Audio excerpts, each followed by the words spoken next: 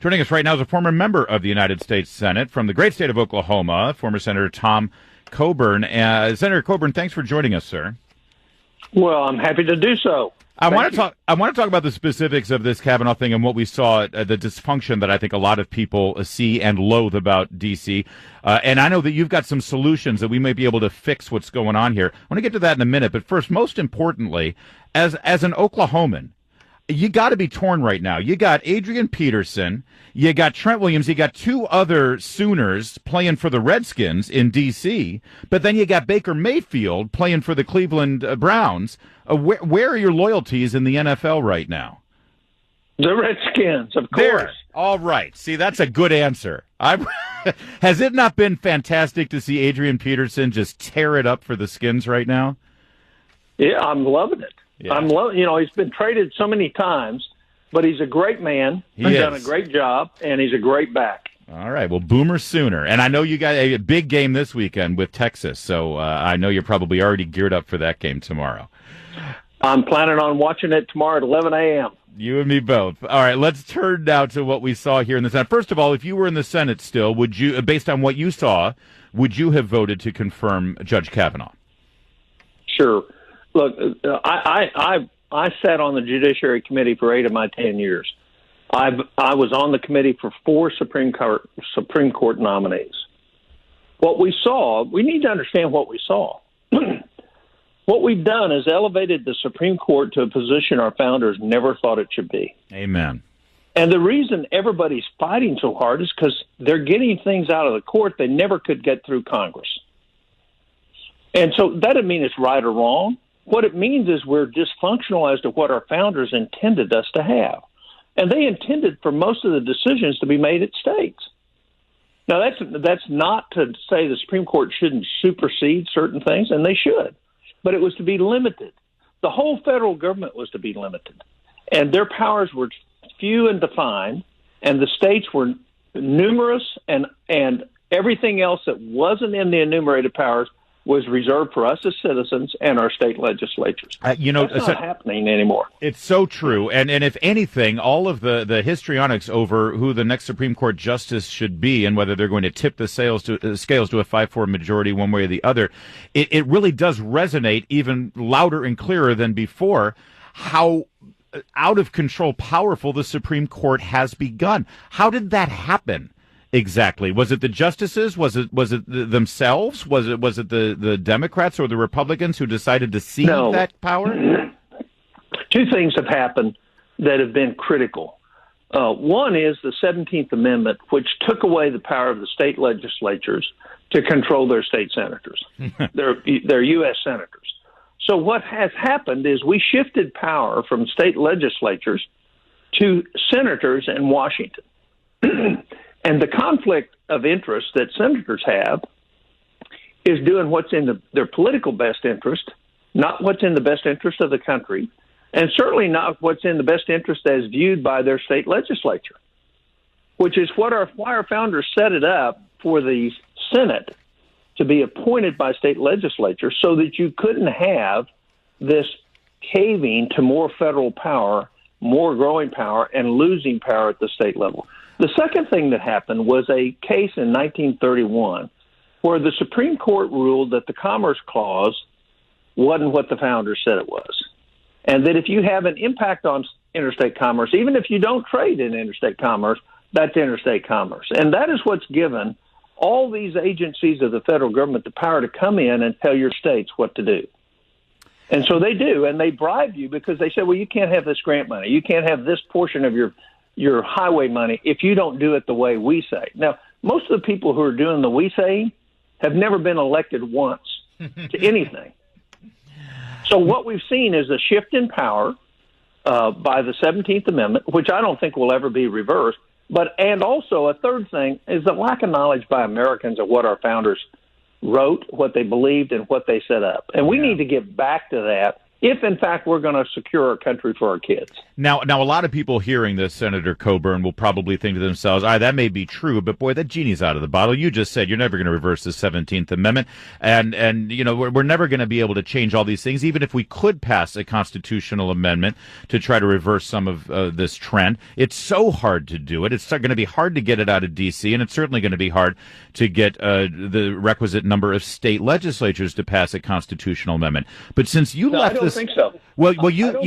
You've left the Senate and you've actually taken up a different cause, not exactly a constitutional amendment cause. You want to have a new convention of the states, I understand, right? That's right. Our founders, matter of fact, a key founder, Colonel George Mason, stood up 3 days before the convention was over, said, we've made a grievous error.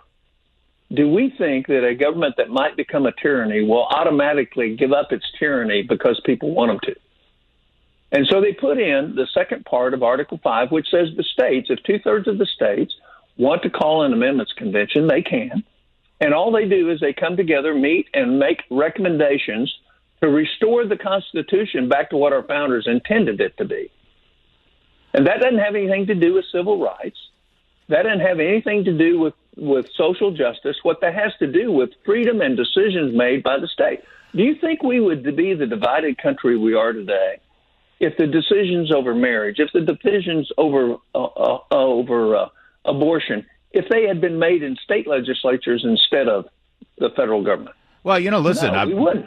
We're having this conversation on KABC in Los Angeles. I mean, I remember the fight over Proposition 8 in California. That was 2008. It was the year that Barack Obama was elected president, overwhelmingly in the state of California. But on that exact same ballot, the majority of Californians said, we want to maintain the definition of marriage constitutionally in the state constitution as one man, one woman. Those were the same voters that put Barack Obama in the White House, also affirmed the traditional definition of marriage. So I agree with you. It should have never been left up to the Supreme Court. So go back to see why we're having this just vitriolic fight over one justice where we've ignored the presumption of innocence, where we've ignored collaboration, where we've ignored corroboration, where we've said, if somebody accuses you of something, you have to prove yourself innocent. Well, that's exactly how the federal government works with all of us citizens out here in the country. Yeah. Some agency comes in and says, you did it wrong, prove you didn't. And so what we have to do is we have to restore it. It's not about making a hard change. It's about restoring liberty. I was at Berkeley. I asked this of the students at Berkeley. Do you think most decisions ought to be made by you or the people in Washington? You know what they said overwhelmingly? We ought to make our decisions. No brainer. Absolutely. No brainer for anybody, whether you're liberal or even if you're a socialist, you still think your own freedom, you ought to be able to make your own decisions. Well, it used to be called people power. Yeah. Well, that, again, if you go back and look at the enumerated powers and then you look at the 10th Amendment, what it says is here's what the power is for the federal government. Everything outside of this is reserved for the people. And what we've had since the Great Depression is we've had a slow creep towards socialism where most of the decisions that affect our lives significantly are not made in our states, our cities, our counties, our city councils. They're made by somebody who's never elected to anything. That's right. Telling us what we will and won't do. So it's time to change that, and we can. We have 3.6 million volunteers right now working on Convention of States. It's a big, it's 4 times the NRA. All right? Can you tell me what this Convention of the States looks like? Because I hear a lot of opposition to this idea. A lot of conservatives will say, "Well, we don't want to do that because then all the lefty Bernie Sanders socialist types will then bring in some some amendments to the Convention of States, and they'll do away with the Second Amendment and things like that." It's really hard. First of all, it is difficult to get 34 states to say we ought to have a convention. So, first of all, there's no way the Second Amendment's ever going to be impacted other than common sense background checks. That's never going to happen because I've traveled in almost now 40 states in the last 3 years. And I trust legislatures, whether they're Democrats or Republicans, they want to do what their citizens in their state want done. And so they're not going to give up any of these rights. And there's no way it can happen because we're doing subject matter only. There's only 3 areas that we would discuss. One is, how about having the government being fiscally responsible? How about living within your means, getting rid of the waste, fraud, and duplication, which is $400 billion a year? And how about living within the parameters of the enumerated powers? So, and then have generally accepted accounting principles on the federal government. The second is limit the scope and jurisdiction of the federal government back to what our founders intended to be, which was the enumerated powers. Not everything, not every decision made by somebody in Washington that's usurping the power of your elected legislature, which is supposed to impact you. You can actually have influence on that.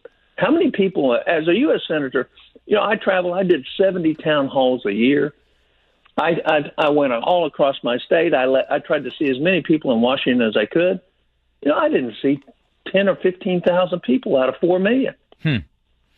But I actually have the phone numbers, and most citizens in my county and in our state know the phone number, the home phone number of their state representative and state senator. Yeah. So you can actually influence those people. And so we've just lost control. We've lost control of the principles of a republic, and our debt, which is now at debt plus unfunded liabilities, $144 trillion. By the way, that's $20,000 over the next 75 years for every millennial that they're going to have to pay back for us seniors. I'm a baby boomer. They're going to have to pay it back. And I think that is a moral question of our day. Is it not our responsibility to assure a bright future for our kids as long as they're responsible and have good character? Yeah. And the answer to that's an unqualified yes. And to steal their future is wrong. And that is a bipartisan disgrace and a real crisis as well, we should point out. Tom Coburn is a former member of the United States Senate for the great state of Oklahoma. And if you're upset and frustrated with the dysfunction that we've seen transpire in Washington, D.C. this week, I mean, it's been heightened this week or the last 2 weeks with the Kavanaugh nomination. But it's really just a broader indication of the bigger problems in D.C. Then you might want to look at the Convention of the States or an Article 5 convention that we're discussing now that Senator Coburn is trying to spearhead here. What does it take to get those 2/3 states to go for this? It's 34 states. How many do you have now? We have 12, and I think we'll pass 6 this year, coming in starting in January. But remember why I left the Senate. I didn't leave the Senate because I didn't like my colleagues in the Senate. I came to the conclusion that what is wrong with America isn't going to get fixed in Washington.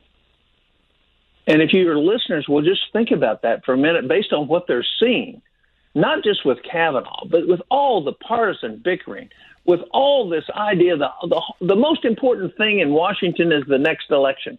And as soon as it's over, then the most important thing is the next election. The most important thing isn't the future of our kids. It isn't keeping our country from going bankrupt. It isn't solving the crime and social minimization that occurs to a lot of people in our country. It's about the politicians. And I couldn't take it anymore. I cannot see us continuing to function the way we're seeing Washington without offering a solution. And this one works. And if they'll go to conventionofstates.com, read about it. You don't have to agree on what we're trying to do, but at least look, here's an option through history that our founders gave us that when we see Washington acting the way it is today, here's the solution. Yep. And most people don't think they can do anything about it. And what my message is to most Americans, we can fix this. We don't have to let Washington go down the tube. We can actually change it and restore back the very core principles of virtue, limited government, rule of law that we had, and the free enterprise system that built the greatest country ever in the world.